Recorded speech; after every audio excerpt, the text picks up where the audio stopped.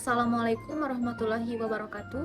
Perkenalkan, nama saya Cindy Cynthia Ayu Aprilia, NIM 23722002002. Tujuan dibuatnya video ini adalah untuk memenuhi tugas UTS dari mata kuliah Community Organization dari Bapak Merianto Esos MSOS.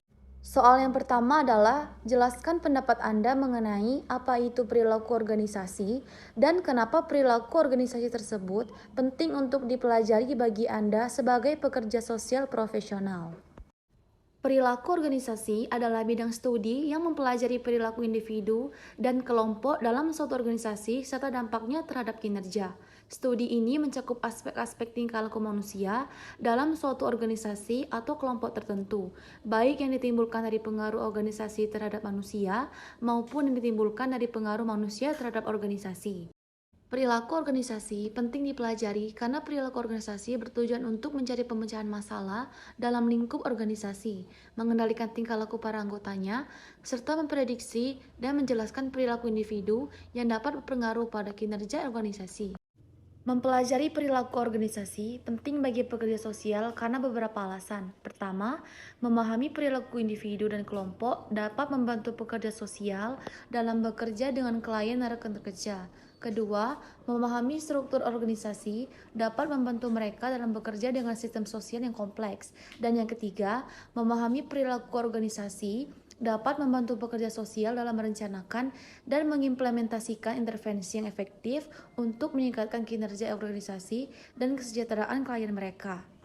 Soal yang kedua adalah setiap individu memiliki karakteristik yang unik. Jelaskan secara rinci bagaimana perilaku setiap individu dapat mempengaruhi perilaku organisasi. Setiap individu memiliki karakteristik yang unik yang dapat mempengaruhi perilaku organisasi dalam berbagai hal. Perilaku individu mempengaruhi perilaku organisasi melalui berbagai faktor, seperti pembelajaran dan keterampilan setiap individu memiliki kebutuhan berlaku dan keterampilan yang berbeda-beda yang dapat mempengaruhi perilaku organisasi. Motivasi dan kepuasan kerja individu yang lebih termotivasi, dan setiap individu memiliki perilaku antar individu yang tidak sama, yang dapat mempengaruhi dinamika kelompok dan hubungan antara anggota organisasi, kepemimpinan, dan penggunaan teknologi.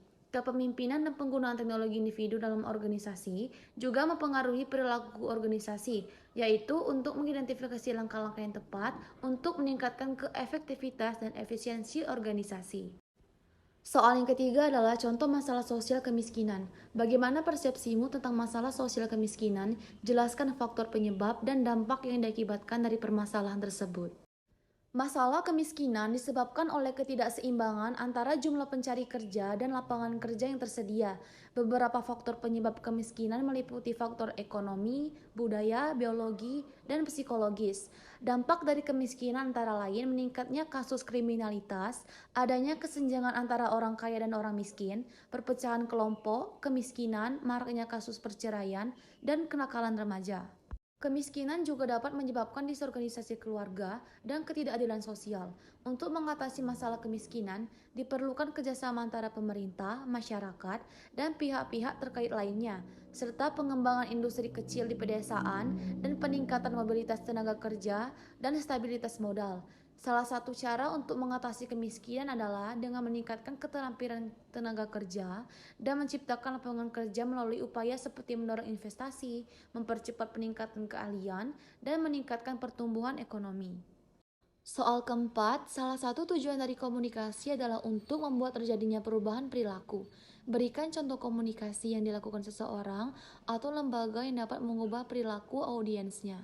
Komunikasi yang dilakukan oleh seseorang atau lembaga dapat mengubah perilaku audiensnya melalui berbagai cara.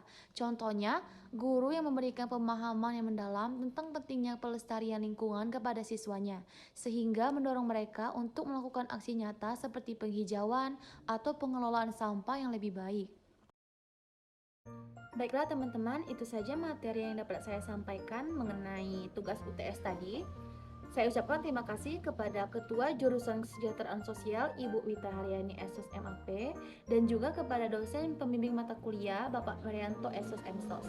Dan juga untuk teman-teman sekalian, jangan lupa bergabung di kampus kita, Kampus Institut Teknologi Pagar Alam khususnya jurusan kesejahteraan sosial ini ya.